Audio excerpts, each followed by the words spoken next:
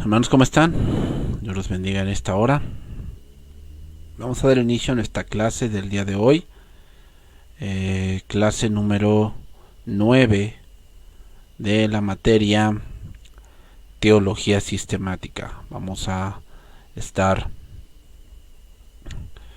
pues iniciando y seguir estudiando esta parte que es importante para nosotros y nuestra vida cristiana. Vamos a orar y vamos a comenzar. Padre Santo, te damos gracias en esta hora. Te agradecemos, oh Dios, por la vida, por las fuerzas que tú nos has brindado. Que sabemos, oh Dios, que sin ti no hay, Señor, conocimiento pleno. Y no hay, Señor, donde poder encontrar sabiduría. Bendito seas, oh Señor. Gracias por todo lo que tú nos has dado. Porque ciertamente podemos estar caminando en ti, Señor, pero no solos, sino a través de tu palabra. Bendito seas, te alabamos, gracias por tu bendición, gracias, Señor, por esta oportunidad que tenemos de tomar tu palabra y de poder, Señor, vivir para ti. Danos entendimiento, ábrenos, Señor, nuestras mentes, nuestros corazones, que podamos entender hoy, Señor, tu palabra y podamos entender hoy, Señor, tus mandatos y tus mandamientos. Te lo rogamos en nombre de Jesús. Amén. Bien, hermanos, vamos a comenzar. Vamos a continuar con el tema que estábamos llevando la semana pasada, teología propia. Estábamos en esa parte, o sea, estamos ya en el estudio de Dios. El capítulo primero, capítulo 1, empezamos a ver lo que es la bibliología, que es estudiar las escrituras. Pero ahora ya pasamos al capítulo 2, que es el estudio de Dios o la teología propia. Bien, hermanos, nos quedamos aquí. La existencia de Dios, vamos a estar estudiando a partir de aquí. Voy a hacer un recordatorio antes de pasar hacia este punto, este subtema. Podamos decir, voy a recordar algunas cosas. Primeramente, nuestro conocimiento de Dios, decíamos, se basa en lo que Dios ha revelado de él. ¿Ok? O sea, no es, aquí no es, yo creo en Dios porque lo siento. No. Porque a veces vas a sentir, pero a veces no. O sea, la gente no siente a Dios cuando está en un problema o está en una enfermedad muy fuerte. Ahí no siente a Dios. Entonces, basarnos solamente en el sentir, hermanos, de que yo creo en Dios porque lo siento, es algo muy vago.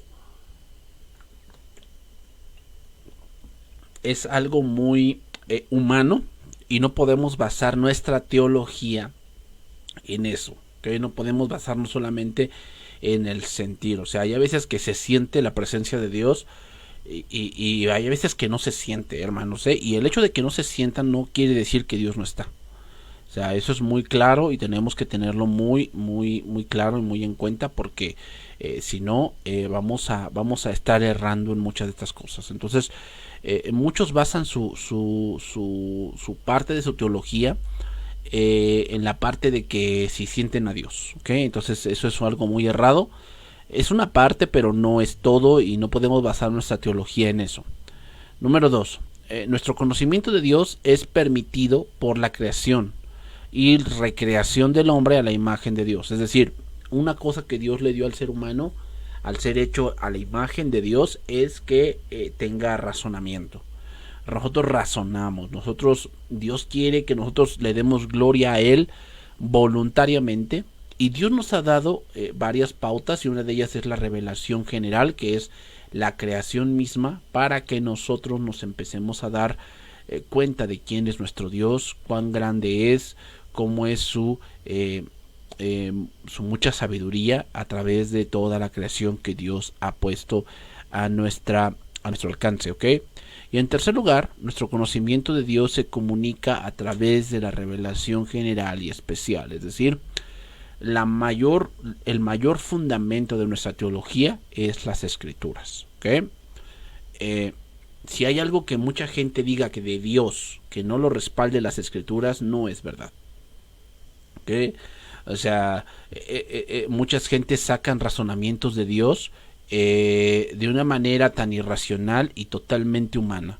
y obviamente todos esos razonamientos que no estén fundamentados en la palabra de Dios, en esa teología que Dios ha revelado, pues podríamos decirle que su Dios no existe, porque Dios no es así.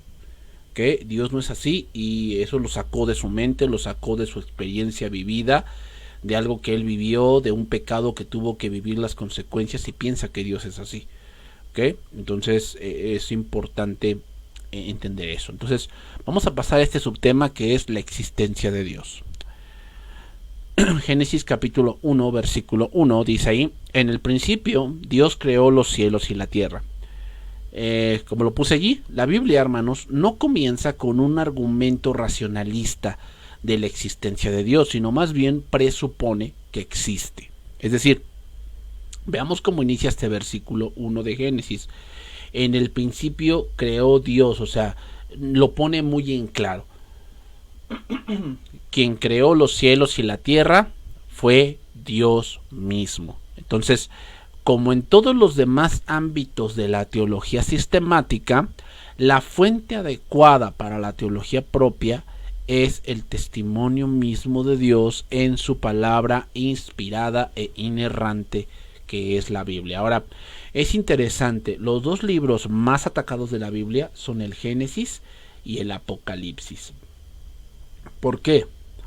Bueno, porque Satanás ha atacado en el Génesis, veamos, ataca la forma en que el hombre se mira. ¿Okay? En que el hombre se mira, Satanás ha atacado esa parte, en que a lo mejor tú no eres hombre, a lo mejor tú eres mujer, a lo mejor no eres nada, ¿verdad? A lo mejor tú eres un extraterrestre, ¿verdad? Que está aquí, que pues ya se consideran no binarios y no sé qué tanto rollo. Entonces, veamos cómo Satanás ha atacado este primer libro, ataca el libro de los orígenes y ataca el libro del Apocalipsis, pensando que Dios no mira el mal. O sea, que el libro del Apocalipsis vemos cómo es el triunfo absoluto de Dios sobre la maldad, sobre el pecado y aún sobre Satanás mismo. Entonces, Satanás ha atacado estos dos libros, principalmente el Génesis y el Apocalipsis, los ha atacado muy duramente, en el sentido de que los hace poner en tela de duda, ¿no? Que si Dios creó el mundo, que si no fue por gran explosión, que fue la evolución, que fue microorganismos que vinieron de un meteorito, o sea, muchas cosas que Satanás ha inventado atacando estos dos libros de la Biblia, ¿cuál? El Génesis y el Apocalipsis, ¿ok? Entonces, las pruebas de la existencia de Dios deben proceder ante todo del testimonio que Él mismo nos ofrece en las Escrituras. Dios nos ha dado pruebas irrefutables de su existencia. Entonces vamos a ver aquí esas afirmaciones bíblicas, ¿ok? Esas afirmaciones bíblicas donde Dios dice que Él es real, ¿no? Que Él existe. O sea, hermanos, eso lo hace, Dios lo hace no para como que para defenderse, ¿ok? Porque eso no tiene ningún punto de discusión. Sin embargo, las Escrituras nos marcan este punto, ¿ok? Entonces, en este punto, hermanos, debemos partir de un punto importante, y es que Dios existe. O sea, damos por sentado eso. O sea, no hay ninguna duda de que eso no sea verdad. Que Dios exista. O sea, eso lo damos por sentado. Es un argumento que está ahí bien puesto.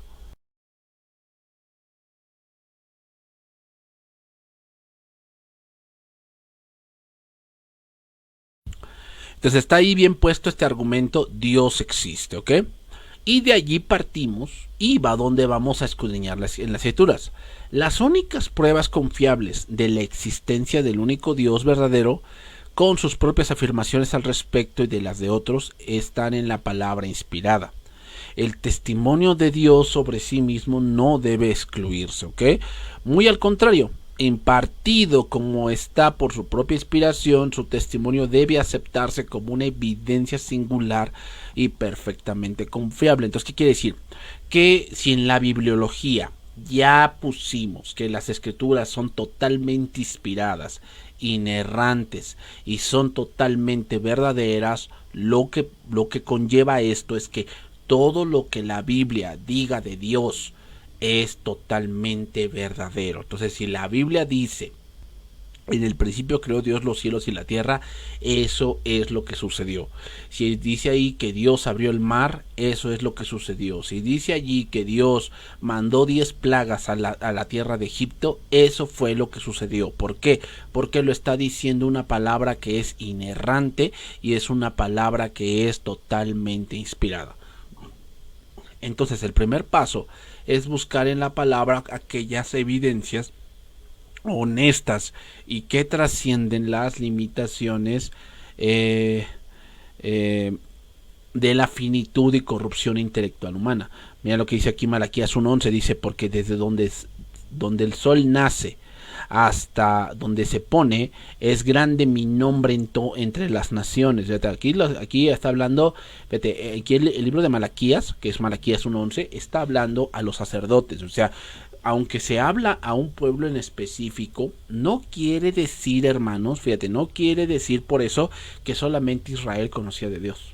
No, hermanos, o sea, Dios ya dice su nombre es grande entre todas las naciones. O sea, las naciones, acuérdense por decir de Rahab. ¿Se acuerdan de Rahab que vivía en Jericó? Y cuando llegaron los espías, ellos dijeron que todo el temor de ellos había caído sobre los de Jericó por las grandes maravillas que habían escuchado que Dios había hecho. Entonces, Dios no solamente era conocido por Israel, sino era conocido por todo el mundo conocido. ¿Ok? Entonces, pasamos a otro punto. La prueba de la existencia de Dios a partir del requisito redentor de la fe. ¿Ok? Vamos a partir de ese punto, ¿ok? Entonces, hay un versículo aquí que podemos ver. Cualquiera que pretenda, hermanos, que pretenda relacionarse debidamente con Dios, debe creer primero que existe, ¿ok? Hebreos 11:6, no lo tengo aquí anotado, Hebreos 11:6 dice: pero sin fe es imposible agradar a Dios, porque es necesario que el que se acerca a Dios crea que le hay y que es galardonador de los que le buscan. Entonces, cualquiera que pretenda relacionarse con Dios debe creer primero que existe. No hacerlo nos convierte en necios, hermanos. Vean lo que dice aquí Salmos 14:1. Dice el necio en su corazón, o sea, no hay Dios. O sea, porque es una necedad decir no hay Dios. Es una necedad, hermanos, porque toda la evidencia general está en tu contra. Toda la evidencia general está, o sea, toda la creación, el universo, los planetas, los seres vivos, el ADN, el ARN, las células, los átomos, los protones, los neutrones, toda la vida salvaje, los voladores, los polos, los grandes abismos marinos, los grandes monstruos marinos, todo eso está en contra de aquel que razona que no hay Dios. Las escrituras los llaman necios y malos a quienes no creen en su corazón y su pensamiento que Dios existe. Si una persona que razona así, de que no, es que Dios no existe, y empieza a idear algún rollo, ¿no? Para justificar el cómo llegamos aquí, el cómo el hombre surgió, es de una persona que de verdad ha perdido la brújula, en verdad. O sea, es una persona que se cree muy inteligente porque dice ese tipo de razonamientos, pero lo que en realidad está demostrando es su gran necedad y su gran ineptitud hacia aquello que es innegable. Salmo 53, versículo número 1. Dice el necio en su corazón, no hay Dios. Se han corrompido e hicieron abominable maldad. No hay quien haga el bien. O sea, veamos, hermanos, una persona que está sumergido en el pecado, sumergido en su maldad, sumergido en sus pensamientos tan retrógradas, tan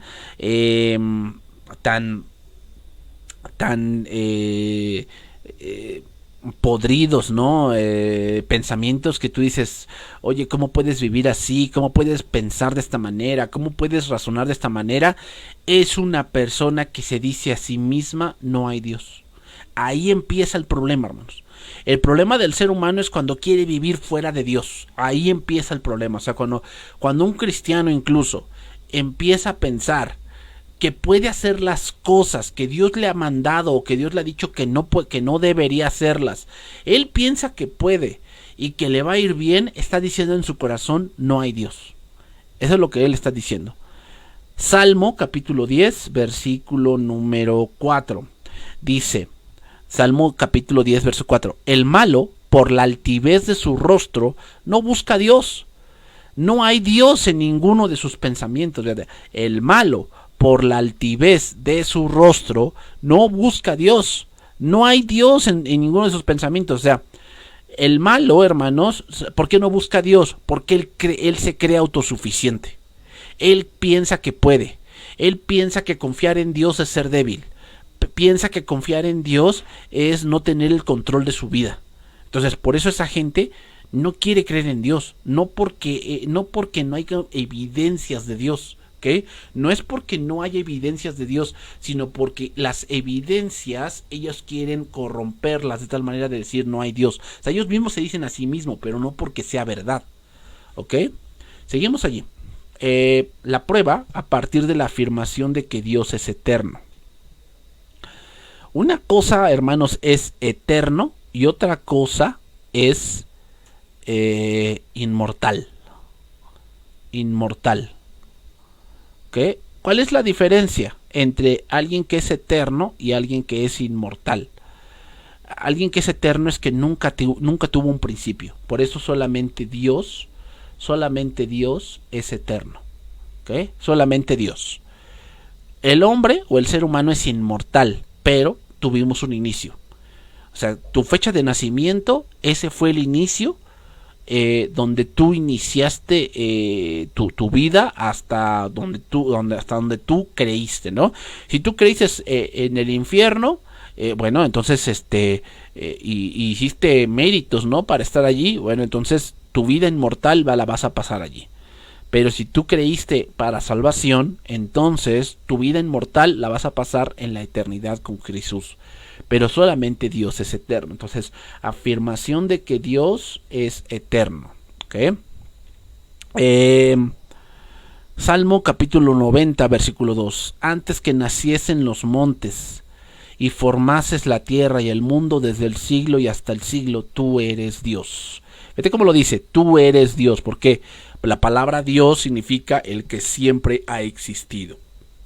Por eso cuando tu hijo te pregunte, ¿y quién hizo a Dios? No, nadie, por eso es Dios. ¿Por qué? Porque Él siempre ha existido. Él no necesita de nada. La Biblia, hermanos, afirma una y otra vez que Dios es eterno.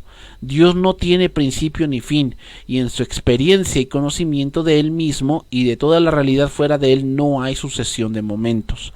Lo que pasa con la eternidad de Dios, hermanos, es que Él no es que para Él haya mañana. O sea, para Él no hay días de 24 horas. Eso es para nosotros. Recuerden que para Dios o en la Biblia están dos tiempos. El tiempo Kairos y el tiempo Cronos. El tiempo Cronos. De la palabra Cronos ahí viene cronómetro. De ahí viene cronómetro. Entonces, ¿cuál es el tiempo que nosotros nos movemos? El tiempo Cronos. Entonces vamos a ponerlo así. Hay una línea en la cual se mueve todo y ese se le llama el tiempo Kairos. El tiempo Kairos, que es el tiempo, vamos a ponerlo así, que es un tiempo infinito. ¿Okay? Es un tiempo infinito que no tiene un inicio, sino que también está del infinito hasta el infinito. ¿Ok? Ese es el tiempo Kairos y eso se le puede llamar la eternidad. Dentro de ese tiempo Kairos está otro tiempo, que ese es el tiempo nuestro. Y son, vamos a ponerlo que sí, que son puntitos nada más. Son puntitos. Que son años, meses, días, horas, minutos, segundos, lustros, siglos. Entonces, décadas. Entonces, esos puntitos, ese es el tiempo cronos, en el cual el ser humano se mueve. Ahí en ese tiempo nos movemos a nuestros días de 24 horas, años de 365 días, horas de 60 minutos, y así nos vamos moviendo, ¿no? Entonces, años bisiestos, décadas de 10 años, lustros de 5 años, siglos de 100 años, o sea, cosas así. Entonces, ese es el tiempo cronos.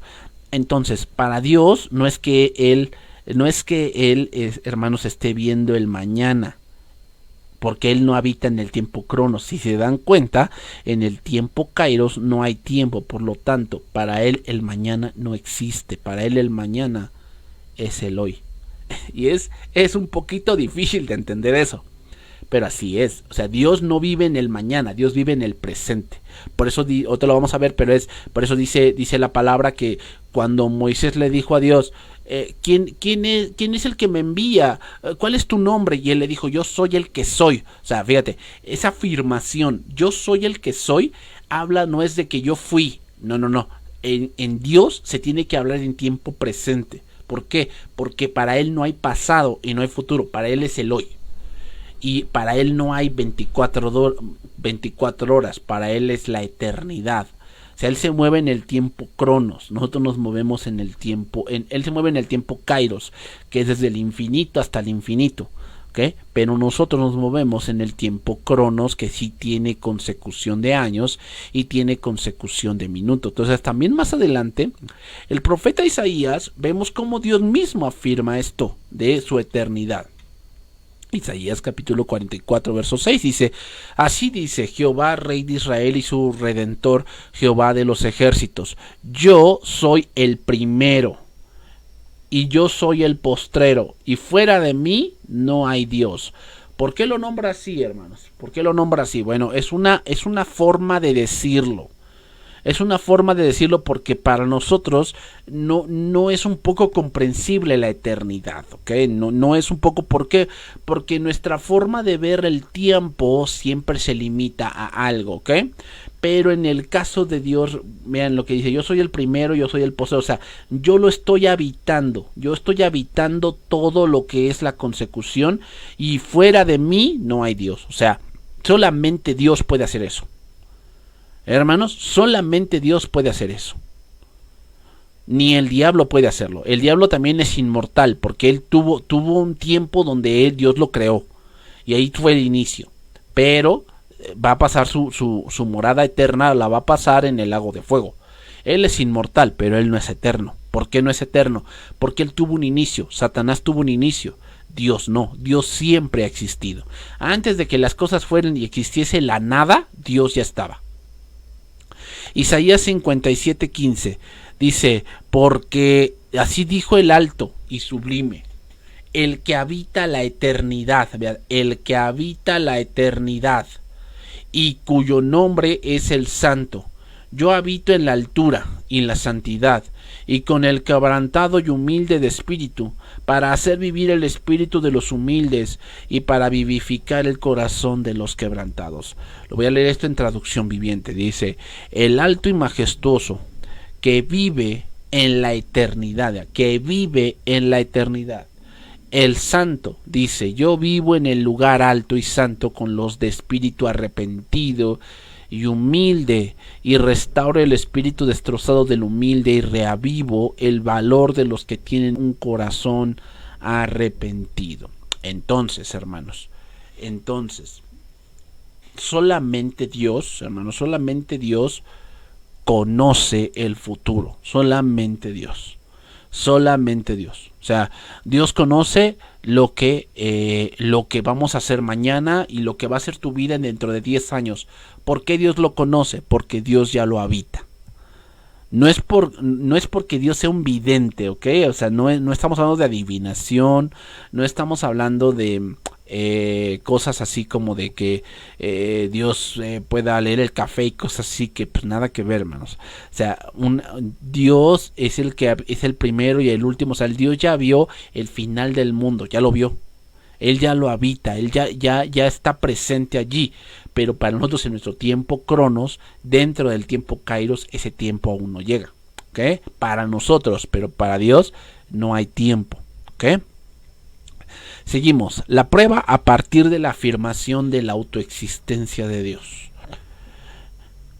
Una última prueba de la existencia de Dios en su afirmación es su afirmación de que Él es, sin depender para su vida de ninguna otra cosa. Es decir, Dios no necesita comer, Dios no necesita dormir, Dios no necesita una pareja, Dios no necesita un animalito, Dios no necesita ni del hombre mismo, como muchos han afirmado de una manera tan errónea y tan vaga, de que no, es que Dios no se quería quedar sin ti en el universo. Perdóname, antes de que el universo ni siquiera existiese, Dios era. O sea, perdóname, o sea, eso es una afirmación tan blasfema, ¿ok?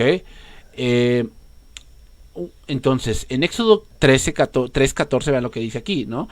Respondió Dios a Moisés: yo soy el que soy. Y dijo: así dirás a los hijos de Israel: yo soy, me envió a vosotros. O sea, yo soy, no, ¿por qué no dijo el que era el Dios de Abraham? No dice eso. Fíjate, no dice eso. No dice el que era el Dios de Abraham. Ese es el que envía a Moisés. No. Dios dice: yo soy el que soy. O sea, yo soy el Dios de Abraham. Yo soy el Dios de Abraham, el Dios de Isaac y Dios de Jacob. No dice yo fui el Dios de Abraham. No dice así. Dice yo soy el Dios de Abraham. O sea, da por sentado que Dios sigue habitando ese tiempo, que delante de él Abraham está presente. Abraham está presente y que lo que conlleva después Dios ya lo habita, ya lo vio. Entonces Dios no depende de nada para su existencia. Dios es. Entonces podríamos seguir añadiendo pruebas bíblicas. Mira otro pasaje, Hechos capítulo 17, verso 24 y 25. El Dios que hizo el mundo y todas las cosas que en él hay, siendo Señor del cielo y de la tierra, no habita en templos hechos por manos humanas. Y eso es verdad, porque Dios no depende de una construcción. Dios no depende. Entonces, ¿por qué se hizo el templo? Se hizo porque era una muestra, el templo era una muestra de una habitación ¿cómo decirlo? Una habitación ya perpetua, ¿ok? Perpetua. El tabernáculo, hermanos, era una muestra de que el pueblo iba en peregrinación. Mientras el tabernáculo existió, eso hablaba de un pueblo que no estaba bien asentado y que aún no encontraba una habitación perpetua. Cuando el templo se construyó en los días de Salomón, eso hablaba de que el pueblo ya había conquistado la mayor parte de la tierra que Dios les había dado y ya se habían asentado en la tierra. O sea, ya no se acordaban tanto de los caldeos, sino que ya esa tierra ahora se toma como que le pertenece a Israel. ¿Okay? Dice ahí: ni es honrado por manos de hombres como si necesitase de algo, pues Él es quien da a todos vida y aliento y todas las cosas. O sea, Dios es, y Dios no necesita de nada. O sea, no necesita de mi adoración, Él no necesita de mi oración, Él no necesita de que yo le haga ofrendas, que yo asista a la iglesia. O sea, Él no necesita de eso.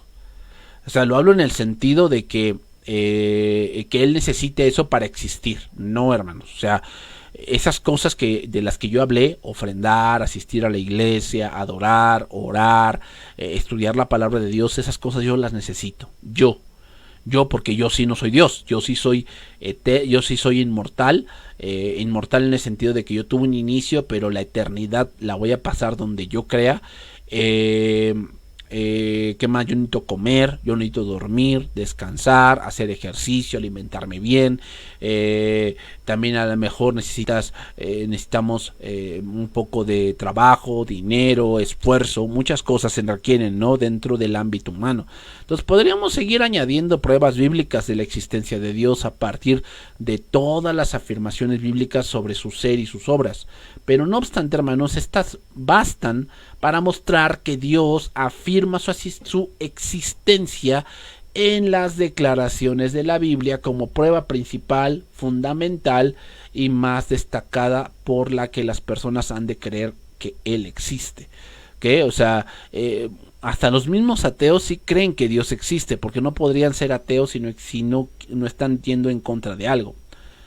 Entonces vamos a otro punto, la perversidad de rechazar al verdadero Dios. Es decir, ¿cuáles son las consecuencias, hermanos, de una persona que rechaza conocer de Dios? O sea, como dice Romanos, ¿no? Y aunque ellos conocieron a Dios, no le glorificaron como a Dios, ni le dieron gracias, sino que se envanecieron en sus razonamientos y su necio corazón fue entenebrecido. Entonces, ¿cómo afirmamos esto, no? ¿Cómo es esto de que su necio corazón ha sido entenebrecido? ¿Qué es lo que ocurre cuando una persona niega la existencia de Dios? Bueno, vamos a ir a ver esto. Hebreos 11:6, nuevamente este pasaje dice: pero sin fe es imposible agradar a Dios, porque el que se acerca a Dios, o porque es necesario que el que se acerca a Dios crea que le hay y que es galardonador de los que le buscan. ¿Okay? Entonces Dios ha mostrado ampliamente que Él lo es. ¿Okay? Su revelación general llega a la humanidad, llega con el testimonio externo de su creación visible y el testimonio interno de la conciencia humana. Además, la palabra escrita de Dios da a conocer a Dios a todos los que están dentro de la validez del testimonio de la Iglesia. Entonces, por lo tanto, la fe de la existencia de Dios es una suposición arbitraria o un salto ciego en la oscuridad, sino una respuesta sabia a la autorrevelación de Dios. Es decir, la fe no es ciega, hermanos. O sea, no es de que pues tú crees, aunque pues, no sepas, no entiendas, tú crees a pesar de que haya muchas dudas. No, hermanos. O sea, la fe se basa en algo que es real. Y Dios es real. ¿Okay? Entonces, nuestra fe debe estar basada en Dios, que es totalmente real. ¿Por qué? Por las pruebas que ya vimos. La autosuficiencia, su eternidad, la prueba bíblica, la prueba de la creación, revelación general, revelación especial. Ahora, por decir, la Biblia, hermanos, nunca prueba la existencia de Dios. Nunca prueba, o sea, la Biblia no es para eso, no es para probar que Dios existe. Damos por sentado que Dios existe, sino que simplemente asume que Dios existe y que los hombres saben que existe. O sea, todos los hombres saben que existen. Que lo quieren negar es otra cosa. Entonces, vemos otra vez este pasaje. Dice el necio en su corazón: no hay Dios, se han corrompido, hacen obras abominables, no hay quien haga el bien. La palabra aquí traducida como tonto, esa es otra traducción de necio, ¿eh? Una persona que dice que Dios no existe es un tonto, ¿ok? Y no se refiere a la falta de habilidad intelectual, es decir, que alguien pues tenga retraso mental, no se refiere a eso, sino a la falta de sentido moral, que se manifiesta en el desprecio por Dios y su pueblo. O sea, cuando desprecian a Dios, a lo que primero atacan es a la iglesia. ¿Okay? A la iglesia. Entonces,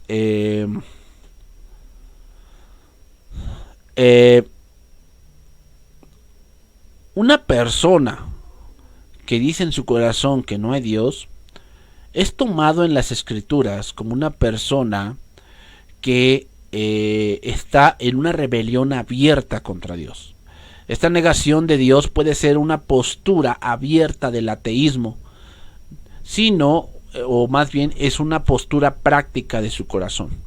La raíz de la locura moral, hermanos, la raíz de la locura moral, es decir, la raíz de todo esto que estamos viendo, que está ocurriendo dentro de los ámbitos de la sociedad moral, es una ceguera a la gloria de Dios para que el necio no tema a Dios. Es decir, la manera que el enemigo está utilizando para que el hombre no se dé cuenta de la existencia de Dios es el libertinaje. El libertinaje está haciendo que el hombre se ponga una venda donde el hombre piensa que él controla su vida. ¿Ok? Aguas con eso. Una persona libertina es una persona que piensa que puede hacer de su vida lo que él quiera y que Dios no se tiene que meter con él. No, estás muy equivocado. O sea, esa es una vida de libertinaje y eso es lo que ocupa el enemigo para que él diga, es que Dios no existe. El pensamiento no hay Dios podría no implicar una negación absoluta de la existencia de Dios, sino como mínimo implica una negación práctica del señorío de Dios en su propia situación. O sea, lo que casi más o menos dice no hay Dios, no se refiere a que niegue que Dios existe, sino se refiere a que él no quiere que Dios lo gobierne. No quiere que Dios lo gobierne. Él no quiere los mandamientos de Dios. Él no quiere que Dios le diga qué es lo que tiene que hacer. Él no quiere eso. Entonces, fíjate nada más, o sea, llegamos al punto de que es una persona que rechaza al verdadero Dios, es una persona que no quiere someterse a las cosas que Dios ha ordenado. ¿Por qué? Porque un mandamiento no es si quieres. Eso tampoco es de que Dios es un caballero y Dios respeta. A ver, no. Los mandamientos no es si quieres, son cosas que se tienen que hacer. Entonces, ¿por qué Dios no castiga luego? Bueno, porque dice la palabra que Él es benigno y que Él espera que en esa benignidad y en esa misericordia el hombre proceda al arrepentimiento. Pero eso no quiere decir que Dios no va a hacer respetar la ley.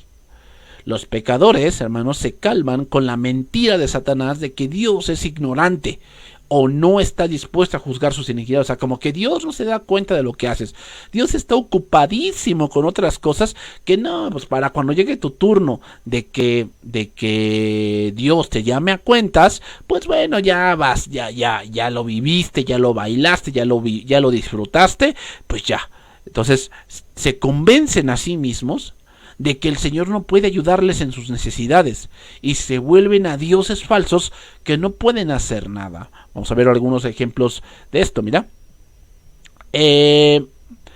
Segundo libro de Reyes, capítulo 1, verso 3, dice: y el ángel de Jehová habló a Elías Tisbita diciendo: levántate y sube a encontrarte con los mensajeros del rey de Samaria y diles: ¿no hay Dios en Israel que vas a consultar a Baal, Zebú, dios de Crón?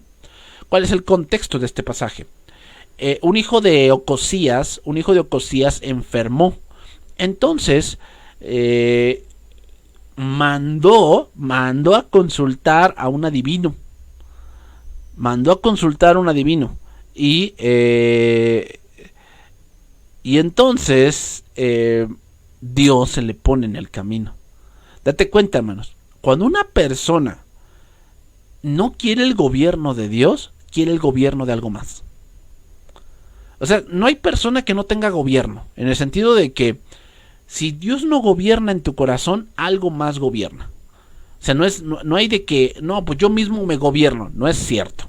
Eso no es cierto, Si tú no te dejas gobernar por Dios y por la palabra de Dios y quieres hacer lo que quieres, algo más te gobierna. Y ese algo más, como Cristo lo le dijo a los escribas y fariseos: ustedes son de su padre el diablo, y las obras de su padre quieren hacer. O sea, si Dios no te gobierna, si tú no te guías por la voluntad de Dios y por los mandamientos de Dios, entonces es el diablo quien te gobierna y quien te hace hacer lo que haces. ¿Ok? Vamos a ver otro pasaje, lo que sigue después. Entonces dice que ellos fueron por el camino, según el contexto, ellos fueron por el camino y Elías les salió al encuentro. Y entonces él les dijo lo que tenían que decirle al rey Ocosías. Y entonces les dice, ellos le respondieron: encontramos un varón que nos dijo: id y volveos al rey que os envió, y decirle: así ha dicho Jehová, no hay Dios en Israel que tú envías a consultar a Baal-Zebub, dios de Cron. Por tanto, del lecho que estás no te levantarás, de cierto morirás. Entonces, aquí perdón. Entonces, el que estaba enfermo era el mismo rey, no era su hijo, era el mismo rey. Y entonces dice que enfermó de los pies. Y entonces mandó a consultar a un dios que por lo regular esos dioses, esos baales, hermanos, esos baales se encontraban en lo alto de un monte, como aquí en Apizaco, que tenemos aquí la Coatlapanga, que es un montecillo, así como un monte. Bueno, y así era, Jerusalén se caracteriza, o la tierra de Jerusalén o la tierra de Israel se caracteriza por tener muchos montes. De hecho, el templo de Jerusalén está arriba de un monte llamado el Monte Moriah. Y luego ahí tenemos otro monte que se llama el Monte de los Olivos. Y luego hay otro monte que se llama el Monte Carmelo. Y hay varios montes, por eso dice la palabra de Dios en los Salmos: los que confían en Dios son como el monte de Sión, nada los moverá. O sea, ¿por qué los montes? Bueno, porque la tierra de Israel se caracterizaba por tener muchos montes. Entonces, también en este caso, el reino del norte, que es esta parte de este pasaje, el reino del norte también tenía ciertos montes, pero también había montes dedicados a dioses paganos, y en este caso Baal-Zebub. Entonces, este rey Ocosías va y manda a consultar, o sea, que vayan ahí a un monte que ellos también conocían, allí por Ecrón, y fueran a consultar. ¿Y eso qué implicaba? Implicaba dinero, implicaba sacrificios e implicaba inmoralidad. ¿Okay? Eso es lo que implicaba ir a consultar a ese dios pagano. Por eso dice que Dios le salió al encuentro. O sea, Dios por medio de Elías, pero fue Dios quien le mandó y le dijo: dile a ese rey que si no estoy yo, o sea, yo soy el único Dios. Y fíjate, o sea, hermanos, date cuenta, un cristiano que está buscando atajos, te vas a topar con Dios, te vas a topar con Dios. ¿Por qué?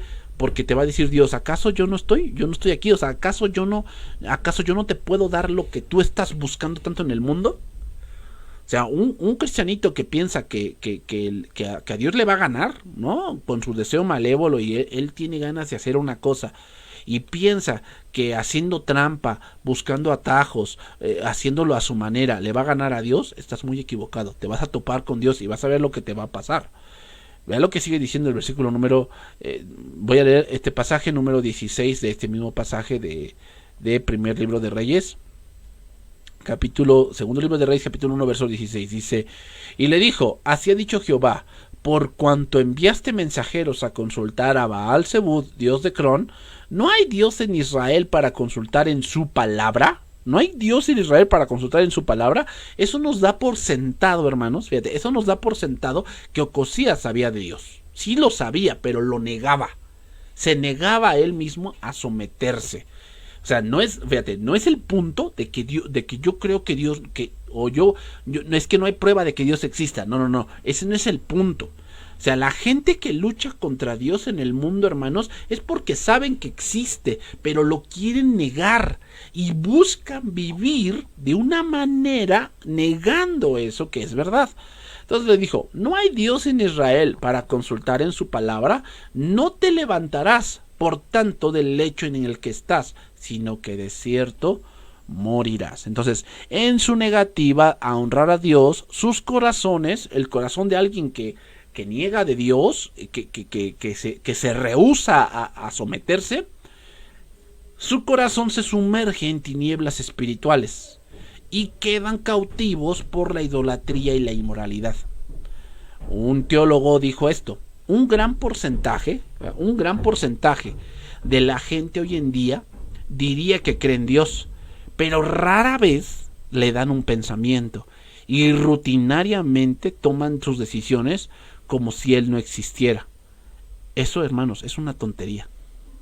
Hermanos, si tú te dices cristiano, pero no tienes un momento en el día para pensar en Dios, créeme, el que está engañado eres tú. Tú piensas que por creer en Dios o porque pensar que hay Dios, pues ya. Y hermanos, yo te voy a decir algo. ¿Tú crees en Dios? Bien haces. Los demonios también creen y tiemblan. O sea, no basta con pensar que por ahí debe haber un Dios. Pues también los demonios piensan eso.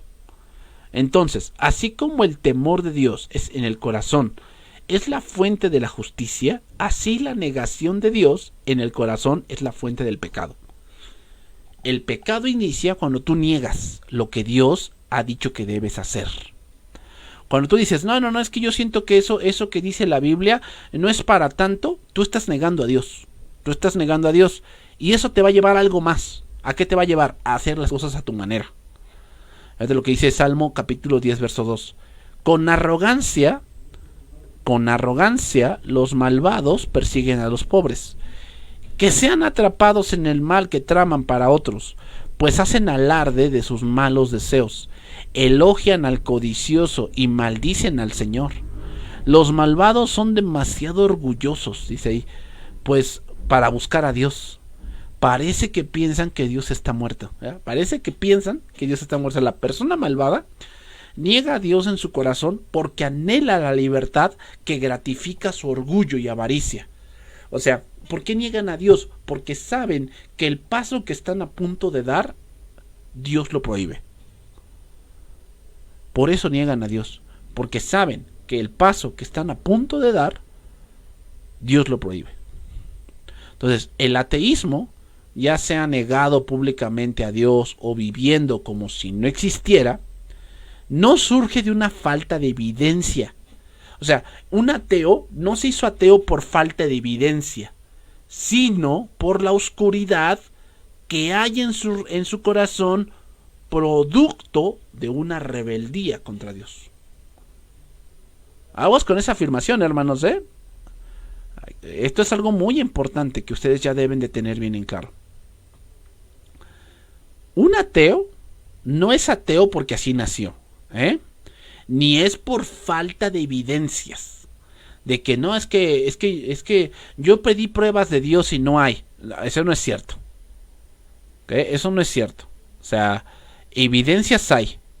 Evidencias hay de que Dios existe. Entonces, ¿por qué los ateos entonces surgen? No es por falta de evidencias. Es por la oscuridad que hay en su corazón de no querer someterse a lo que Dios ha dicho. A lo que Dios ha dicho. Entonces, los ateos pueden producir una variedad de frutos pecaminosos, pero la raíz venenosa de todo es el orgullo. Y qué raro, hermanos. Pero saben que el orgullo es el pecado que Satanás tuvo para ser expulsado del cielo. Y es el orgullo, hermanos, es el orgullo lo que hizo que Adán y Eva pecaran. Cuando le dijo Satanás a Eva, ¿a poco Dios te dijo que tú no hagas esto y tú no hagas el otro? Y Eva le dice, sí, él nos dijo que pues no debemos tomar de este fruto ni tocarlo, porque el día que comamos de él vamos a morir. Y Satanás le dice, no es cierto. Lo que pasa es que Dios no te quiere dejar ser libre.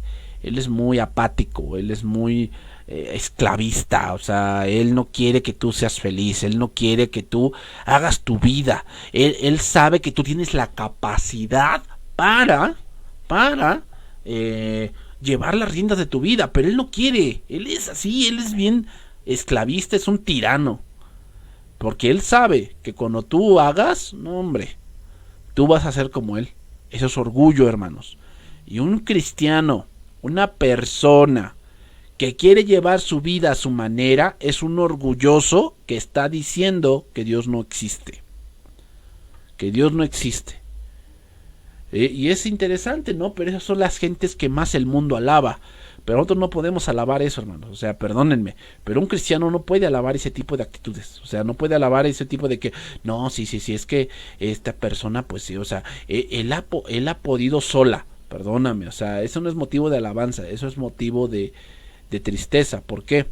Porque una persona que piensa que lo puede hacer todo solo y que él no necesita de Dios, es una persona que tal vez no se arrepienta y que su destino final sea el infierno, hermanos. Bien, hermanos, aquí le vamos a dejar hasta esta parte porque la siguiente parte que nos corresponde es ahora lo que conlleva o qué va a pasar con alguien que sí reconoce, ¿no?, la prioridad de conocer al Dios verdadero. O sea, ¿qué pasa cuando nosotros sí aceptamos la teología de Dios? ¿Qué pasa con esa persona? Bueno, pues lo que pasa es que hay también consecuencias en su vida, ¿no? Y las vamos a ir viendo la semana que viene, si Dios lo permite. Bien, hermanos, entonces aquí le dejamos. Nos vemos el día de mañana para nuestro tema de fracaso en el servicio, que va a ser el último tema de nuestra serie Fracaso en el servicio. Dios les bendiga, hermanos. Nos vemos el día de mañana. Bendiciones.